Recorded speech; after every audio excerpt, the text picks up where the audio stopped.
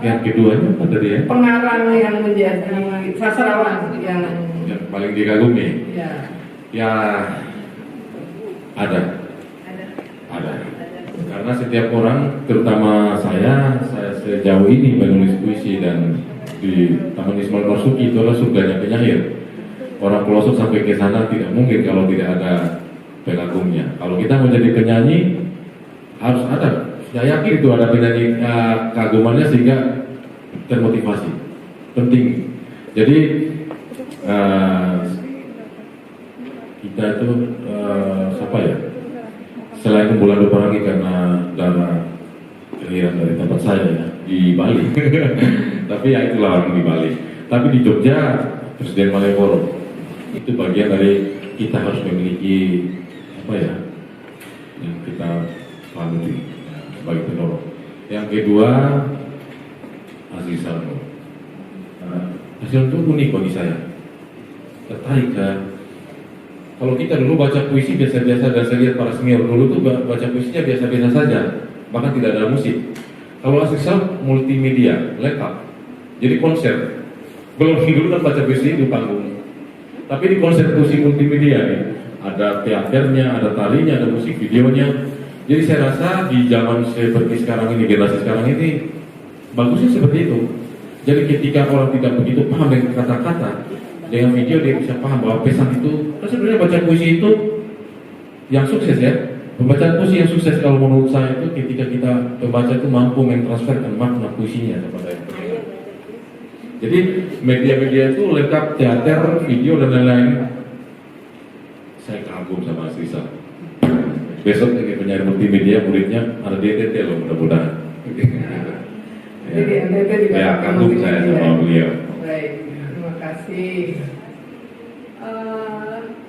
Pertanyaan ketiga ini, jadi apakah pernah merasa lelah ini kalau generasi sekarang atau burn out gitu ya katanya?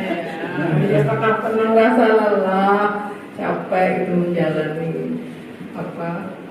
Pengabdian kah, sebagai sastrawan kah, atau sebagai aktivis? Ya kalau kita berbicara karya, biasanya kalau sudah timbul dari jiwa, enak saja terus, malah kurang. Bahkan sampai mati pun kami tidak peduli dengan, saya tidak mau kaya dengan materi. Saya ingin kaya dengan karya-karya saya. Nah, kalau menurut saya, kamu Chris ngabisin duit banyak buat bentukin adik-adik gini-gini, nggak ada yang peduli, nggak ada yang bantu, nggak masalah bagi saya.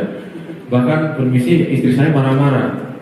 Kamu nggak pernah digabung, kamu permisi kurang ajar kamu. Gini, habisin duit buat yang lain, cemburu nggak ada kalau marah-marah. Saya bilang deh nggak apa-apa. Nah, saya tidak. Saya kalau tempat saya itu namanya merubah tokoh orang terbesar. Di Sumba itu terbesarnya berbicara mengenai kasta. Saya orang kecil, saya bilang. Saya bukan tokoh, bukan merubah, tapi saya merubah di luar Pulau Sumba. Jadi seperti karya luar, jasad boleh busuk tertimbun tanah, karya selalu abadi. Aku ingin hidup 1000 tahun lagi ya, bukan aku yang iya, itu fungsinya. Jadi deh kalau ingin ya kalau bilang bosan, saya rasa kalau seandainya itu keluar dari jiwa tidak pernah bosan. Ketika kita hilang semangatnya, jangan kapok-kapok dilukai deh. Kalau semakin sering dilukai, ditinggal, semakin banyak karya yang keluar nanti. Hanya orang-orang, ya kalau kita bilang penyair itu sunyi, ya. Sunyi itu suka menyendiri, ditekan, permisi, dibully, macam-macam. Jadi saya bilang sama teman-teman saya, bully terus ke saya, makin banyak karya yang saya tulis. Ya, gitu. Ya. Tapi kan penyair juga boleh menulis sesuatu yang bahagia kan. Ya. Jadi jangan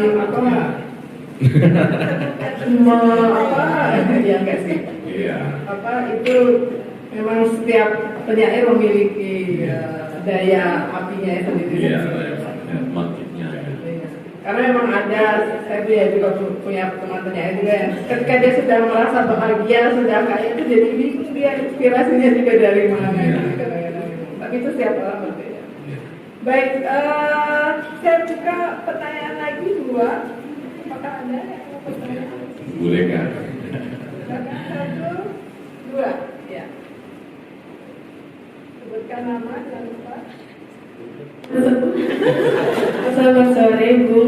Perkenalkan nama saya Almananda dari Sastra Prancis semester 3. Ini pengamatan saya saja, namun saya melihat bagaimana di Indonesia ini orang tuh dianggap berbudaya saat menguasai budaya lain, bukan budaya sendiri. Nah di Sakalawana kan sekolahnya sangat menjunjung tinggi menjaga alam dan budaya daerah, terutama budaya Sumba. Saya ingin bertanya, menurut Bung, institusi apa yang paling berperan dalam menanamkan kecintaan anak muda Indonesia terhadap budaya sendiri, terutama budaya daerah? Karena seperti kita tahu di Indonesia kan sukunya banyak sekali dan mempunyai kekayaan sendiri. Iya, apakah itu institusi pendidikan atau media seperti itu? Ya, Terima kasih. langsung. Tadi ya. Nggak lupa, langsung silakan. Ya, ini pertanyaan yang bagus ya. Di era sekarang itu mestinya begitu deh. Kuncinya gini. Pepatah lama ya. Pepatah lama di mana bumi dipijak, di situ langit dijunjung ya. Iya. Sepertinya saya dari NTT, kalau lagi di Jawa berarti mengikuti budaya di sini. Tetapi dasarnya bahwa kita harusnya kita generasi sekarang mencintai dulu lah budaya kita sendiri. Gitu. Jangan sampai hilang. Indonesia budaya suku adat budayanya itu luar biasa. Jadi saya rasa terkait norma-norma kehidupan sehari-hari, aturan-aturan, ya kalau boleh saya bilang itu lebih kuat. Tahu buku kuat ya? Iya, kalau undang-undang. Hukum ya, orang-orang pidana itu ya. Kalau saya lebih memilih di budaya. Bila perlu, kalau Nusantara ini masih memegang teguh budaya itu, karena semua leluhur kita sudah mengajarkan semuanya. Justru hukum itu paling ditakuti tuh.